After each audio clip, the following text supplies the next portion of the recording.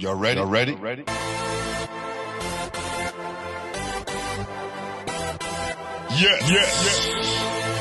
You have just stepped into the world of chaos. Where everybody goes hard. Come on. Go hard. Go hard. Go hard. Go hard. Go hard. Go hard. Or go home. Never back down. You gotta hold your own. Go hard. Go hard. Go hard. Go hard. Go hard. Go hard. East Coast. Go hard. West Coast. Go hard. Midwest. Go hard. Dirty. Hurry up, everybody. Get online. Buy your tickets, cause the game about to start.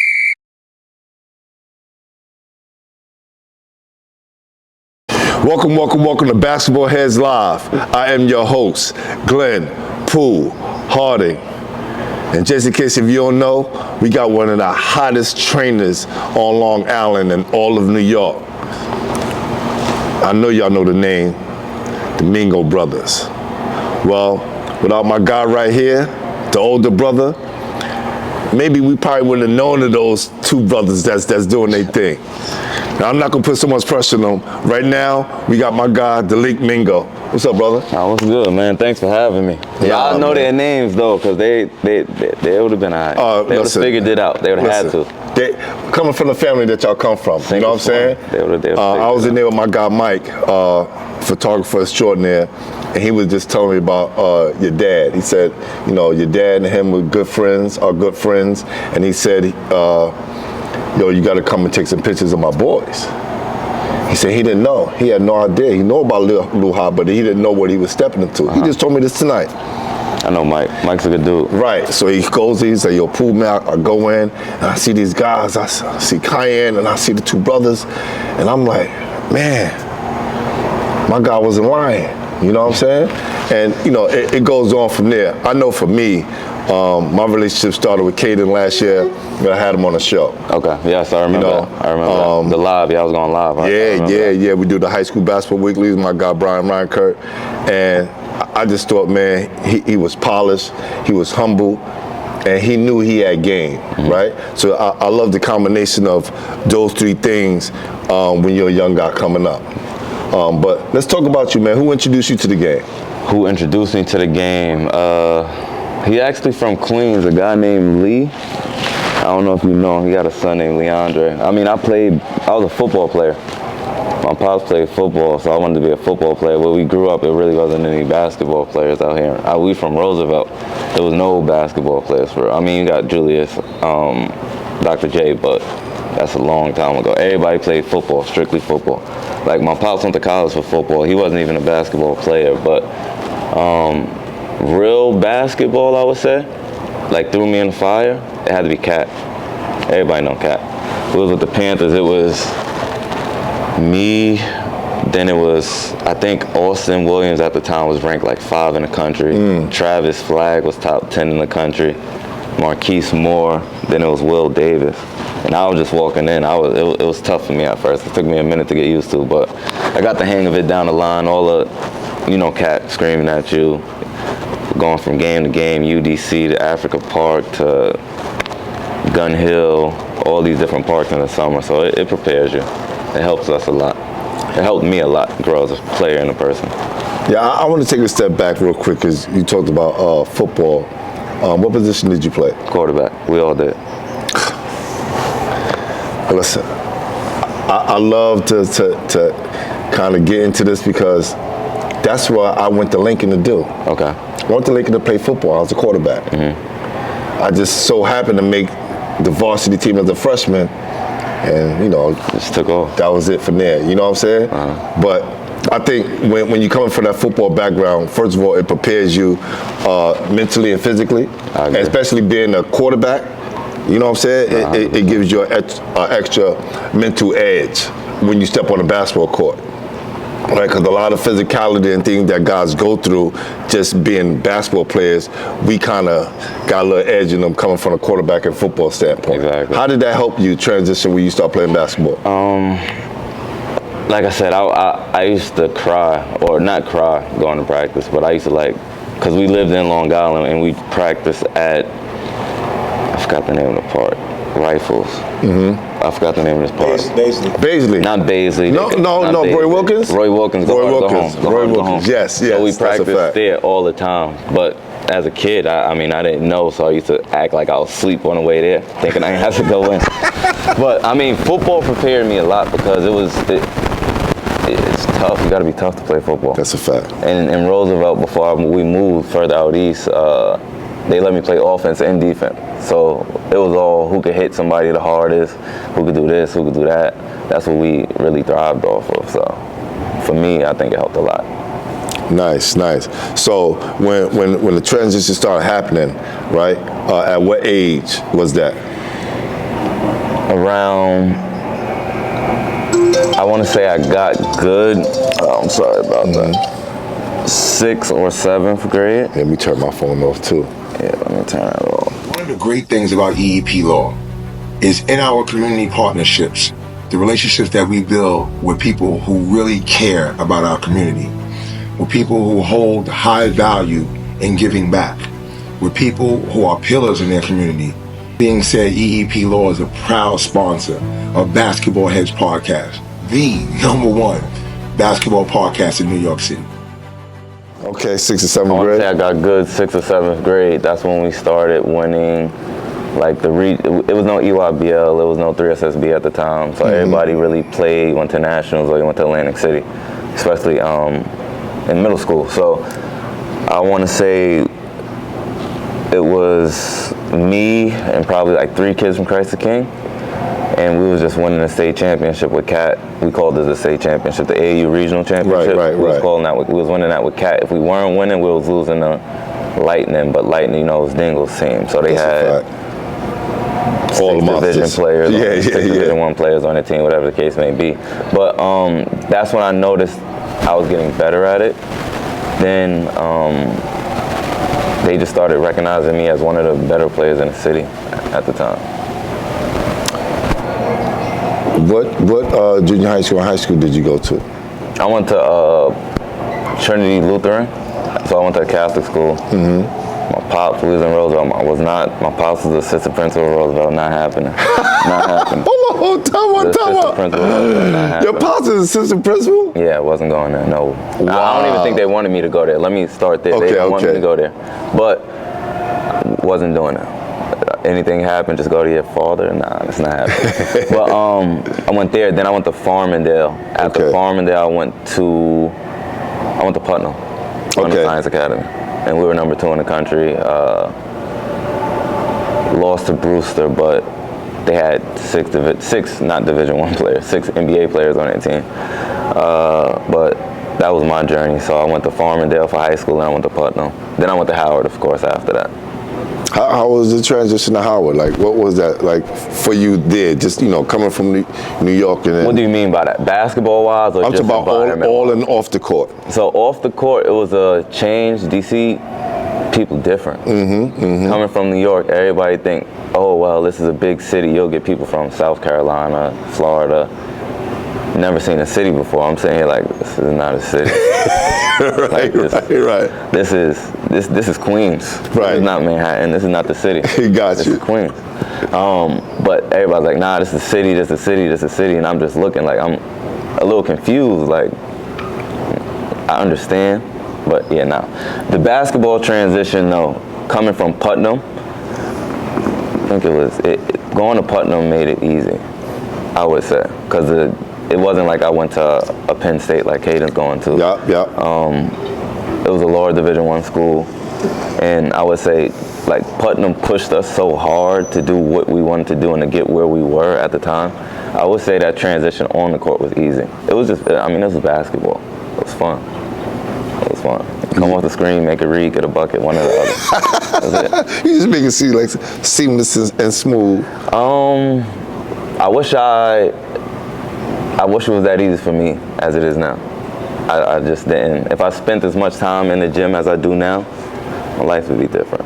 But I got 2 brothers, I'm good. And I think the good part of it is you went through that. Nah, 100%. I'd rather me than them. There you go. I'd rather me than them. There you go. And my whole thing with training them is worst case scenario, I know how to get you to the MEAC. So we'll go D1, either Howard, Norfolk State, somewhere. But worst case scenario, I'll get you there. Like, I could do that, that's no problem. Do you think the social aspect of the school and the environment kind of threw you off the path that you was? I don't think so, just because, and that's probably why I didn't really enjoy my experience as much as I should have, because I went to Howard to play basketball. I didn't go to Howard to go to Howard. Wow, so you missed out on a lot. Yeah, so I went to Howard to play basketball. I didn't pick Howard to go to Howard. Like, it was, I'm going here to play basketball. And then it was just, the culture shock for me was, I went to school to play basketball, but a lot of my teammates went to school for the social aspect of it. So it was like a class, like we'll lose a game and they're like, okay, cool, what are we doing tonight? Nothing, thinking about the loss you just had. Right. Thinking about what you could do right. Yeah, it was different. It was different. Some people don't care. Well, again, when you're young, it's kind of hard to. There's only a certain amount of you that kind of get to that level, right? So, you know, that threshold where you could break through and get to that next level where every game counts mentally and physically. You know, once you're off and on the court.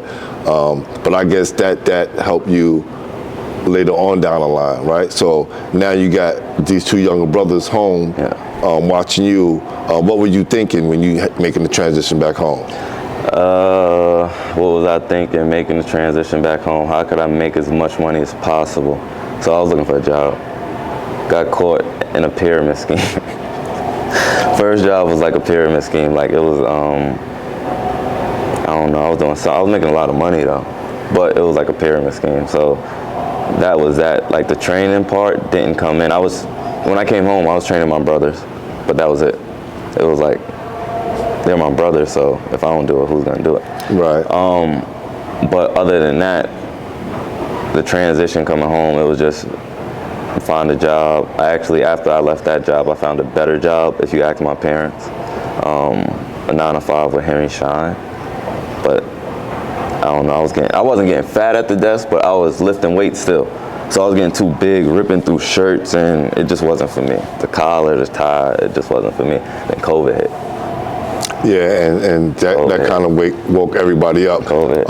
I know, talking to a lot of ball players and coaches, they find that the hardest transition from basketball into the real world a little difficult. It is. You know what I'm saying? So kind of explain that to people who are watching us right now, especially those young ball players who gonna hit that sooner or later, right? How was that transition after basketball? I would say the transition for me, it was okay. I didn't come out of I played basketball, so I didn't have the opportunity to get internships during the summer and set up things in ways where I'm just graduating and getting a job. Like, it wasn't set up for me like that, unless I would have went to graduate school or did something else, then got internships or whatever the case may be. But fortunately, a lot of times I know who you know. Yeah. My friends, one of my really good friends, his moms work at like a Fortune 500 company, and she was able to get me in. They pulled my application, and the lady doing my interview, her boss is like her best friend, ironically. So that was a great opportunity for me at Henry Schein. I did get a desk job. I tried it. So I was doing the 9-to-5 thing. They'll give me a month's worth of work, maybe because I was an athlete or used to just doing stuff so fast and all the time at my pace. I'll be done with the work by Tuesday. Or let's say they'll give me a month worth of work. I'll be done with the work by Wednesday of that first week. So I'm just sitting there like twiddling my thumb. So that's when I came up with I'm like, yo, I gotta do something different. Like, this is just not fun to me. So that's when me and my brothers started working out before work. Well, before work, How old were they? school. How old were they? At this time, before COVID, so I came back, I was training them when they were 5th and 4th grade. 5th and 4th grade. So I want to say around 5th grade, Caden made the transition. They both played with Cat. But Caden made the transition from Cat and went to Black Ops with Cayenne and Mello. And Dylan went went to Ivy Lions in Jersey, which they were a really good team. So I wouldn't say they was that old, but when they were that age, so 4th and 5th grade. Okay. When did you know, like, oh, my brother's gonna be way better than me, or you had that mind state you was gonna take him there? I knew my brother would be way better than me when we worked on a move, like an in and out between to a Euro step, but a wrong leg finish. And he did it in the game with ease. And then just started laughing and said, I told you I was gonna do it. Wow. That was Caden. And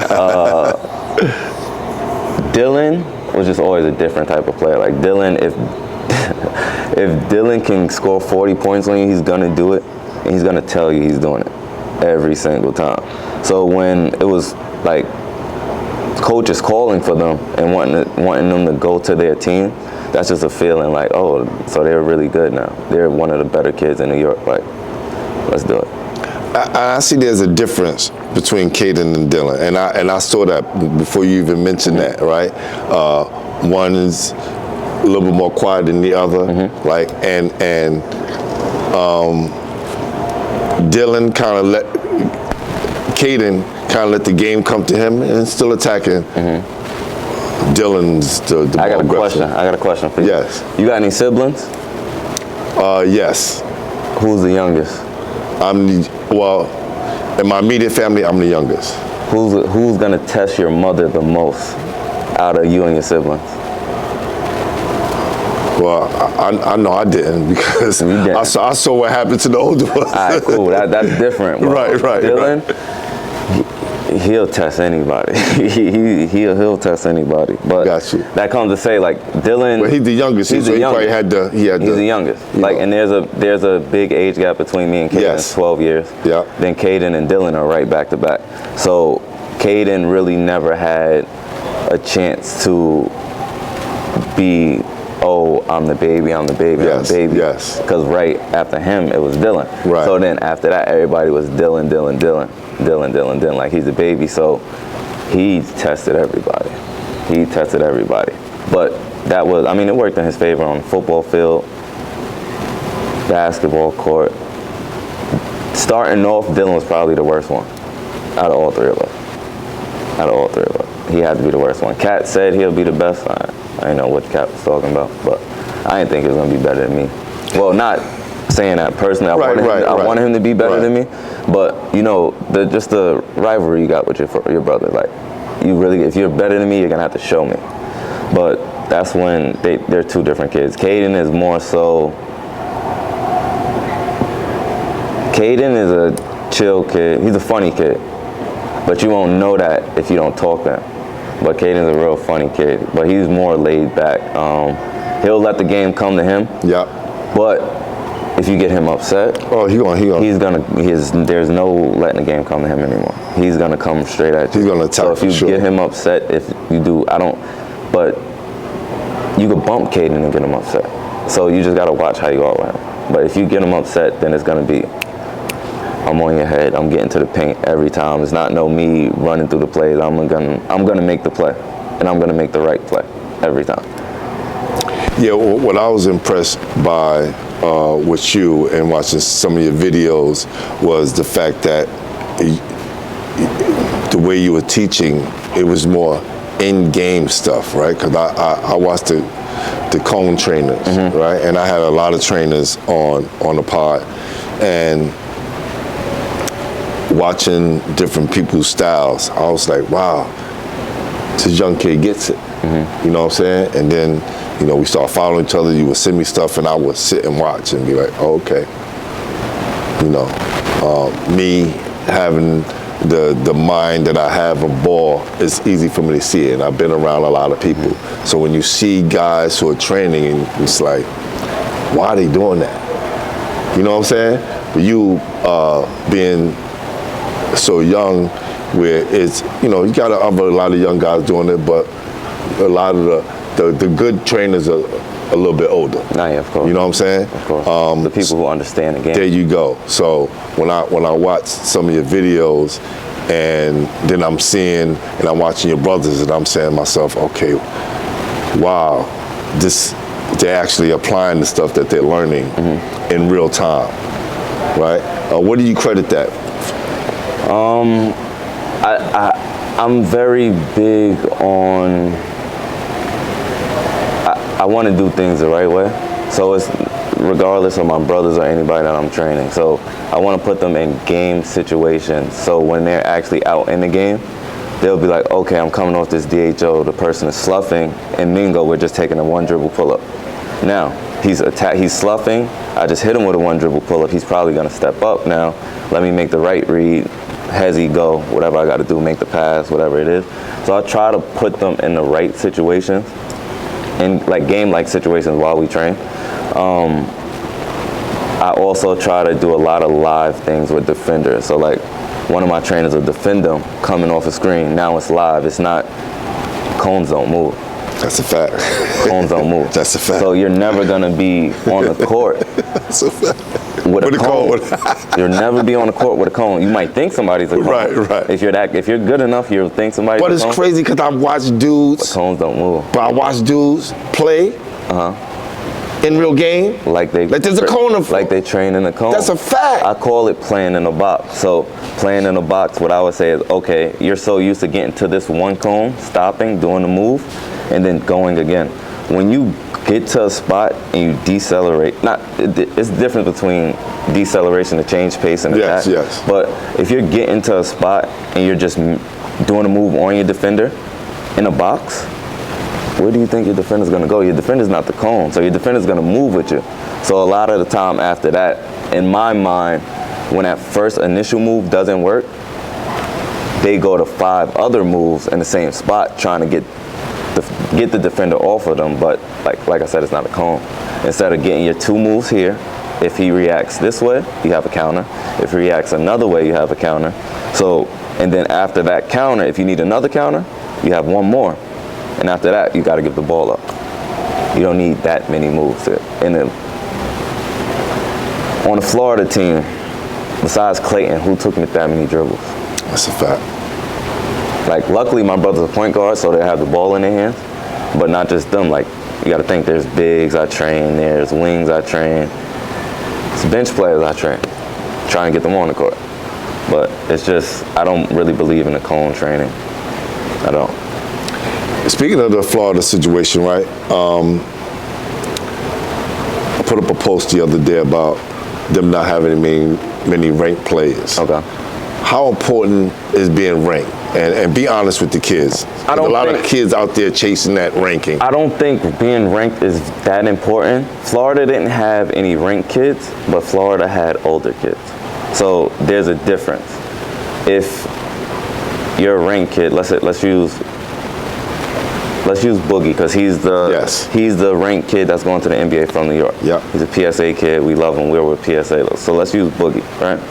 Let's say Boogie's 19, 18? He's not 20. He's 19. Probably like 19, yeah. Mm-hmm. Let's say somebody like Walter Clayton's, what, 23, 24? I think Boogie may be 18, bro. He might, okay, even if he's 18. He went to school when he was 17. So yeah.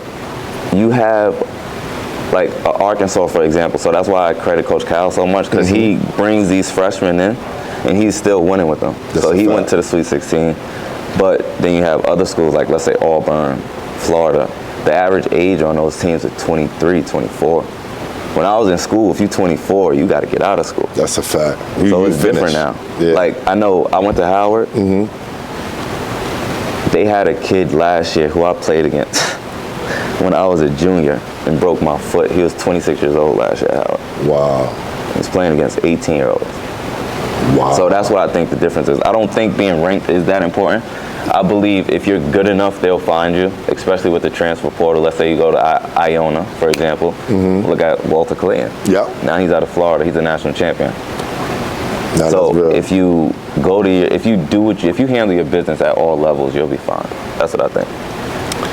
Yeah, I know. Early on, my guy John Arnold John, that's my guy. was like, "Yo, Pooh, check out my guy," and I was like, "Yo, that's you talking about Dalique?" It's like, yeah. I said, yo, we follow each other on the gram. That's my guy. I said, yo, Pooh, show my guy some love. Highlight him, do what we got to do to make sure people know he the real deal. Like me and John knew each other since high school. We played AU ball. Nah, I remember. That's the first time I heard of you because he was on your podcast. I was going Yes. live. I remember I was in somebody's backyard watching it. I was training somebody. Right. In their backyard watching because this was during the midst of COVID. I want to say. That's facts. That's a fact. This was during the midst of COVID. Yep. Nah, I definitely remember that. Yeah. So and me and John talk. John today. We speak at least 4 or 5 times a month, maybe sometime during the week, depending on the conversation pace. So now I'm not just following you now, I'm watching with a purpose. You know what I'm saying? Because you get so many people on the feed, and I tell people I'm a poster. I'm not a scroller. I know exactly. Right? So I'm not really it's no hate. It's like I post so much because I got so many pages and things I got to do and promote. It's kind of hard for me to see everything, but when you send me something, I'm watching with a purpose, man. So where did you get some of your schemes and some of your ideas from? I watch a lot of film. So it depends on who you're working with, of course. So like if you're an NBA veteran, your role is already solidified. So what we work on you is what you already do. You have a role. We're going to work on that. We're just going to make you better in that role. It's a fact. If you have a rookie, in a sense, you can give them a game where they can create their own role. So you can do that. But then also when you have the young kids, I like to throw as much at the young kids as I can because everybody processes things differently and you never know what you're going to see in a game. Like, let's be honest, everybody doesn't know how to coach. So now, what if you have somebody teaching the defender to guard you wrong? How do you react off of that? Since you're not used to seeing, you don't have a foot up to attack, you don't have so-and-so to do. But I would say with credits, I watch a lot of film. So I just try to, the most game-like situations, I just try to break it down as easy as possible and make it as simple as possible. But once they get it, when it's simple, we make it very difficult. Do you think young kids, right, from the ages of maybe say from 5 to 13, do they need to be kind of figuring out their superpowers first, or you think they should have trainings as early as possible? I think you should throw as much at them as possible. And what I mean by that is don't just make them play basketball because you want them to play basketball. My father threw as much as me. I played basketball, football, and baseball. We all Facts, did. Yep. But when it was time to make a decision, I made my decision later than they did. He loved football. I used to love football, but it was getting recruited for football from Long Island in New York is very hard. Basketball as well, but very, very hard. Like if I went to a low school, like I said. Football is real out here. It's not the city. It's not the city. All of those kids out here, yes. It's Texas. Right. They from Texas, Atlanta, Georgia. They're the kids on the team. Like they're 3 stars at Howard talking about, oh, I'm here, but the guy in front of me, he playing at Georgia. So it's not a hotbed for football. That's one thing. And I think you should throw as much as your kids as possible. Let them decide what they want to do. But once they tell you what they want to do and they're showing it, invest as much as you can in it. So if they get it everybody gets it differently. I doubt anybody get it around 5 because you don't really know. But if you get it around 13, I want to be a basketball player. All right, cool, yes. Do I think that you have a trainer? Yes. But also, if they're in those other sports, if they're doing more than one sport, I think they should have a trainer for each sport if they take it serious or if they're just doing it.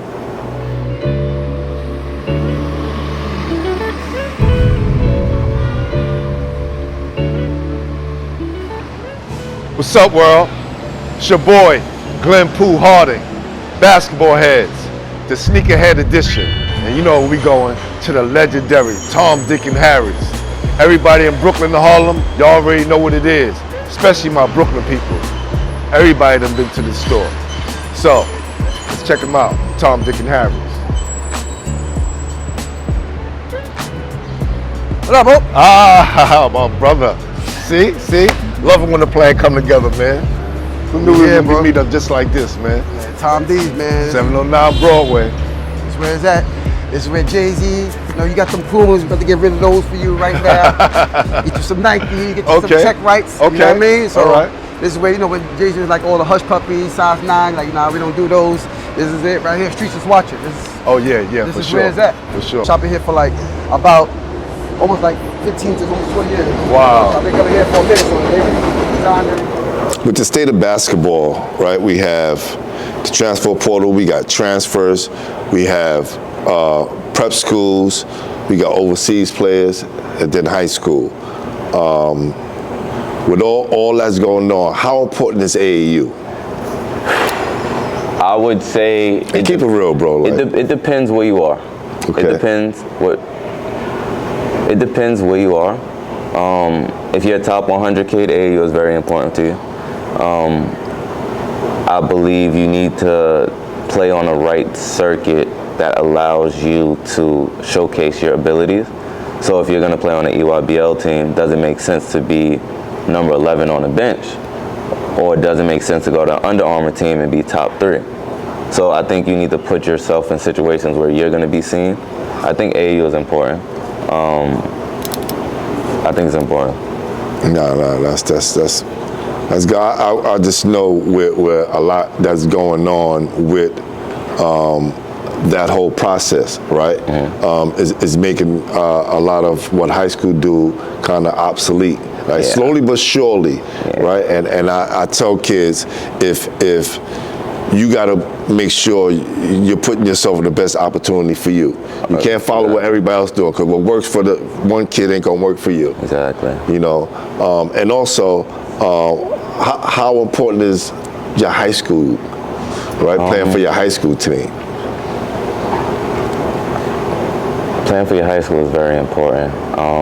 Now you have all these different leagues, so you have overtime, you have the EYBL, you have the grind session, but then you have also like the PSAL, the Catholic leagues, but they're getting forgotten about a lot, in a sense.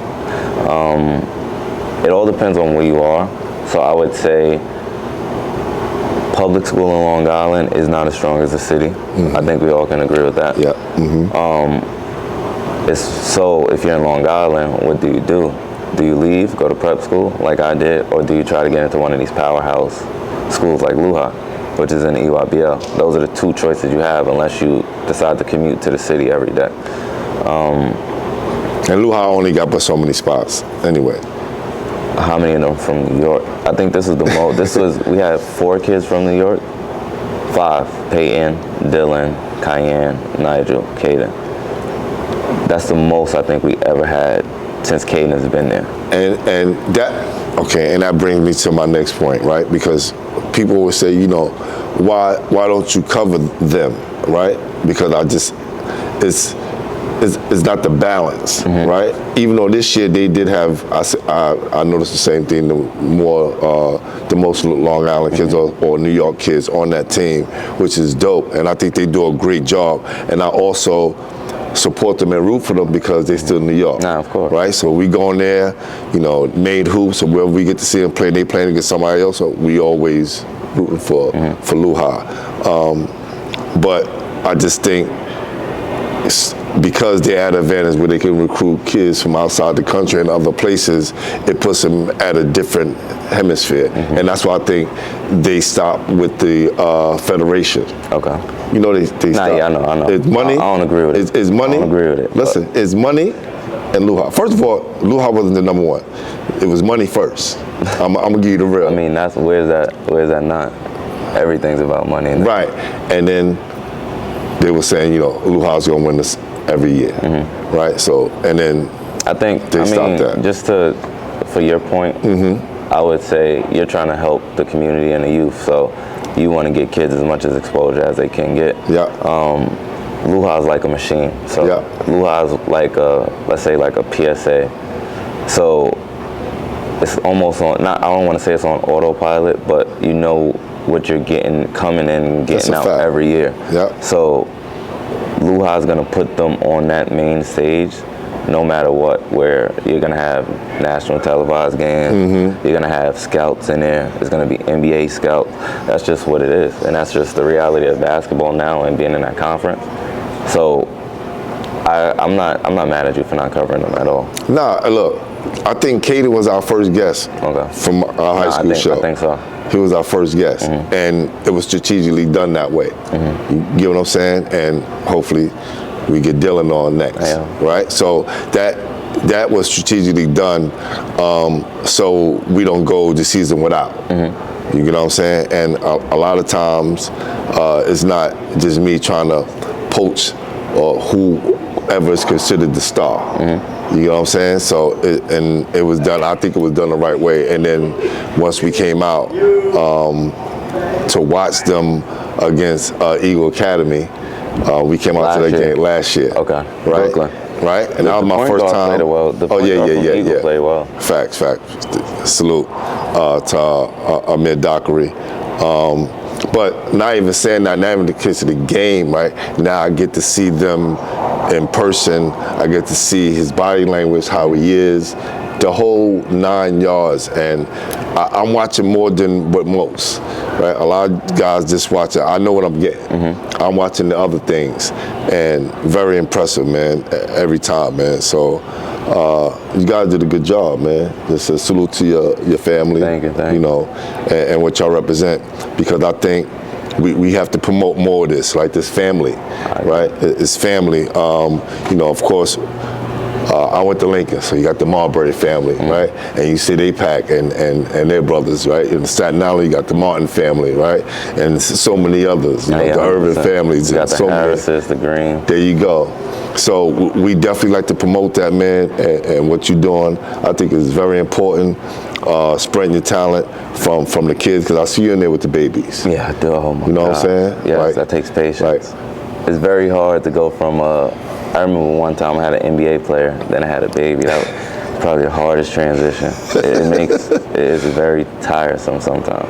But I mean, the things with kids, you never know. Like, they keep you guessing. So they'll ask you a question, but they're so innocent you can't do anything but laugh about it. Like, you can't get mad at them. Right. Like, they have no idea. They're literally asking because they want you to teach them, and it's your job to teach them. So as long as you're teaching the kids, I think you're fine. If you're just doing things to do it, then, like, if you're in training to get just to reap the benefits of the money, I think it's the wrong thing. If you're really not trying to help anybody. Why do you love it the way you do? It's because it helps people. So it's like, there's nothing like receiving a message like, yo, I just got my first scholarship offer. I just got this, thank you so much. And I'm like, I'm not the one out there playing. At the end of the day, I'm guiding you and helping you, but you're the one that's putting in the work. So whatever you do, you deserve it. But that's just something, just giving back, man. I like it. I enjoy it. What does the future hold for you and what you're doing for all the kids and NBA players and college players across the land? Man, I'm just, personally, I want to be the best trainer ever. I'll say that, and I think I should say that. And I don't think anybody should take offense to that. But I think everybody, I'm still a competitor. I am an athlete, so I always want to be the best. That's number one. But number two, I'm just trying to get better day by day. I'm trying to be better than yesterday. That's it. That's all I could hope for, being better than yesterday. And if I can keep affecting kids' lives the way I am and helping people get to school, especially in this new little turmoil we got right now with all these older kids and trying to get kids a 5th, 6th year. If I could help high school kids get to school or figure something out and become successful grown women and men, I think that's fine. And it doesn't just have to be successful in sports. There's a whole lot of other things you can do. Use basketball to get you a free education, then do something else you're passionate about. Because you can become a professional in sports and in life. 100%. Right? Some doctors make more than some athletes. Man, you ain't lie. Some doctors make more. I know somebody who's not an athlete. He makes more money than, he probably makes the most money I know. around. All the basketball players know him. And he's not an athlete at all. So, I mean, it's life is what you get of it. I'm just still trying to grow the brand, of course, and just keep affecting people's lives in positive ways, not negative ways. I hope everybody can see that. We definitely see it. This is why you're here, brother. You know what I'm saying? From our guy, Jerry Powell, you know what I'm saying? My guy, BG, you know, and so on and so forth for all the trainers that we had on. Jerry, that's my guy, man. Yeah, for sure. Who is one person that you could say that kind of inspired you to become a trainer? One person that inspired me to become a trainer? I never wanted to be a trainer. I never wanted to be a basketball trainer, believe it or not. Like I said, so it was, basketball training came from me helping my brothers, getting them really good.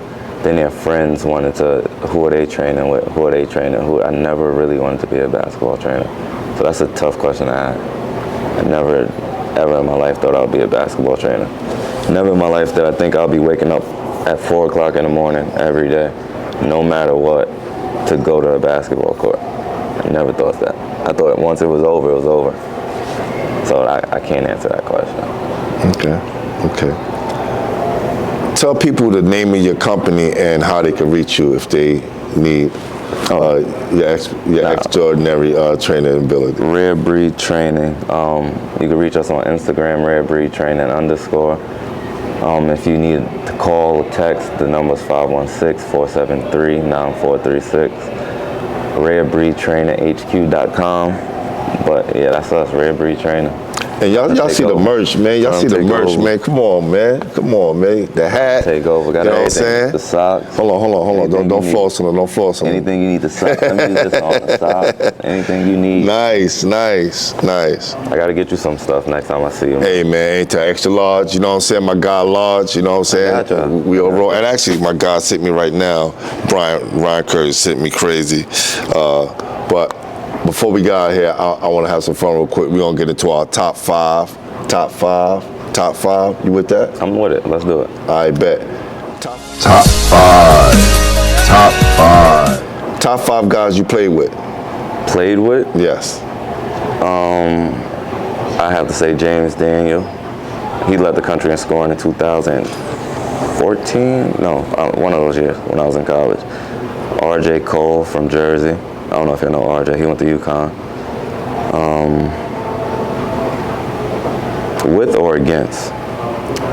You played with? Eric Pascal. It's 3. John was a problem in high school. John Sevier. Oh yeah. Yo, salute to my guy John Sevier. We definitely gonna have you on soon. Definitely. He was a problem in high school. John was a problem. Number 5. One more. I gotta think, man. Probably Whitehead. Isaiah Whitehead. Lincoln, in effect, for sure. All right, top 5 guys you played against.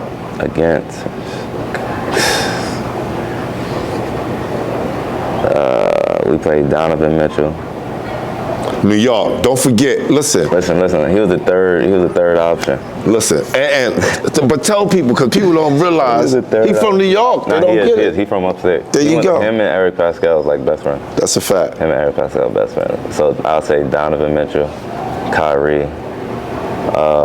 We played Julius Randle.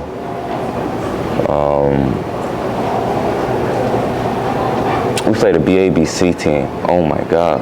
They had like Michael Carter Williams. Yeah.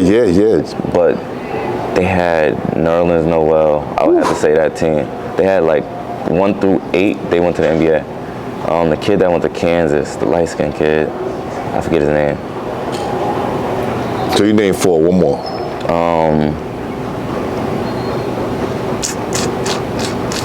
I don't know. I'll probably against my 2 brothers. At the end, I give them the same one. My 2 brothers. Hey, look, just because you're brothers, I'll let you get away with that, because we don't do no 6-man, all right? No doubt. All right. Top 5 players in Long Island history. According to you, nobody else, because nobody else is going to name the same 5. Julius, Jay, we're going Dr. J, number 1. There you go. Julius Erb. I'm from Roosevelt. For sure. That's a fact. Gotta go Tobias Harris. Danny Green. Ooh. Dogs. Long Island. I'll do kids that just stayed in Long Island. So went to Long Island High School, everything. Yeah. AJ Price. And y'all claiming Mark Jackson? Y'all know he from Wheatley Heights, Dix Hill. Yo, come on, fam. Y'all claiming him? Yo, hold on. Talk He from Wheatley Heights. Mark Jackson? I thought he from Queens. He from Wheatley Heights. Y'all could claim him if y'all I'm want asking to. you, let me know, straight me out. He from and then he moved to Queens, or he from? From Wheatley Heights, moved to Queens. Some of his family's still out there. Okay. But look, he all from New York, man. We can share that. We can share that. I thought you'd say like somebody like Mike James. He local. Mike James. That's the 5th. You know what I'm saying? I was trying to get Amityville got like 3-4 though, so it's hard. Yeah. Amityville got like 3-4. That's a fact. I'll say myself. Yeah, Shelton Jones. You got Cal Ivory Jones over Hempstead, right? Yeah, man. Yeah. We got some people don't understand. We got about 15 players, 20 players playing Division I basketball right now. Yeah, you ain't gotta tell me, man. I know, man. This is why we out here. We make sure we touch on Long Island. You look at my page, there's a lot of Long Island guys that's on my page. Y'all be trying to play us though, man. How? Just let me know. Just talk to me. Y'all be trying to play us like Long Island. Like hold on, because I know you think y'all forgot about him. This first time I ever did this, but it's my guy. Do your thing. Yo, B, I'm coming up right now. I'm interviewing Dalique. I'm coming up right now. Sorry, buddy. All right, sounds good. Hold tight. So Caden said it best after he won New York versus New York MVP. Yeah, I be thinking Long Island just soft. Like listen, don't get me wrong, but with everything, there's places that's soft. But there's some places in Long Island, if you want to come through and think it's soft, you're in a rude awakening. Well, I don't think we in the city think Long Island is soft. It's just that, like, over the years, because, you know, even from the Pearl Washington days, when they used to come out here and battle against Billy Donovan, Long Island's always held their own, right? There's always been ball players and dynamic superstars that came on Long Island. We'll respect that. And I think, and I understand where you come from, because if you don't know the history, you don't know. Exactly. You know what I'm saying? Fortunately, we over here, we understand the history, 100%. man, and definitely want to tap into that. Basketball. So let's just talk about in general, right? When we talking about there's a New York Long Island game right now, and then on May 31st and June 1st, we're having our game, the Basketball Heads New York All-Star game between Albany, Westchester County, New York, and Long Island. So y'all broke it all the way down. Oh yeah, we trying to expand it a little bit. You know what I'm saying? And hopefully we get you, because you know, Tiny Morton and Mike Marcelin is coaching the Long Island team. You know what I'm saying? So we definitely want to have a combination of.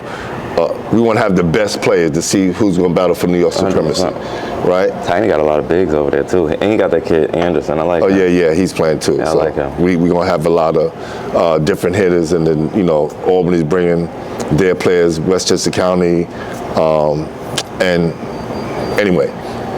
But besides that, Long Island, New York players. You saying right now? The city has the edge. What do you think Long Island do, like the public schools and the Catholic schools do? Because when Gary Charles brought the city out here, the city got their ass kicked.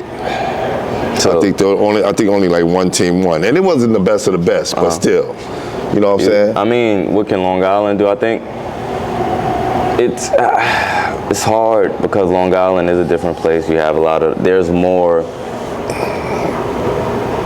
upper middle class places than there is in a city. Yes. So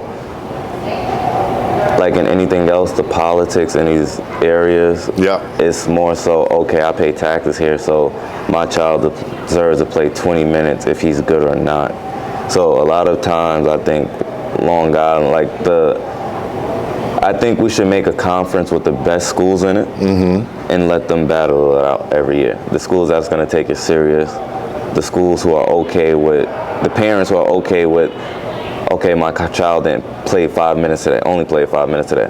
What does he need to do, or what does he need to fix to get on the court for more time, instead of calling the coach, oh, he deserves to do this, he deserves to do that.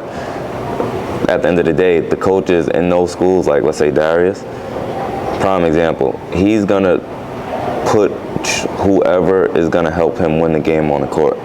No matter if you're the first man, if you're the first man and you turn the ball over, I'm sure he'll take you out and put the 8th man on the bench, and if he's playing with you, better than you. But that's just, I think we need more people who are worried about winning and not just the politics or the outside noise. No doubt, man. Last thing, what's one thing that if you can do over for your journey? Me? Yes. What would you do? I wouldn't change anything, because everything I learned, I could honestly pass it down to my brothers, and I got a son, so if he ever decides to play basketball, I could tell him what I went through. Like a lot of the things that I went through with colleges was able to help Caden see through some things, help him make his decision. So I think that's more important. And I'm okay with me going through it rather than them. I'd rather myself go through it than them personally. But if I could change one thing, I probably would have stayed in the gym more. Just worked on my game more. That's it. Like, I was in Long Island, so a lot of the time it became easy. Like, really, really easy. Not saying that the city was hard, because I played in the city my whole life, so it was more so, okay, cool, I got to wake up for this game now. In Long Island, I could roll out of bed, go to McDonald's, and I might have 30. If I don't have 30, it's going to be 25. And I'm like, okay, cool, let's just move on. So I would say just stay in the gym more and work on my flaws. Listen, man. Listen to my pops, bro. That's a good way. Pops, you heard that, right? Listen to my pops. There you go, man. There you go. Look, man, that was a great segue. I think, again, the family's important, man. Salute to Dad. Salute to the family. Keep doing your thing, man. I just want to say, man, we're proud of you, bro. Thank you very much. Thanks for having me, man. That's real talk, man. Listen, you know what it is. Glenn Pooh Harding, Basketball Heads, the official home for New York basketball. Y'all see how I flipped that, right? That's right. My guy, Dalique, Mingo. Appreciate y'all for having me, man. Red Breed training, we here. You need to get your kids better, bring them down. Red Breed, we gonna be all in the videos, you know what I'm saying? We gonna be on the videos, dancing and all that. Y'all ready? Yeah.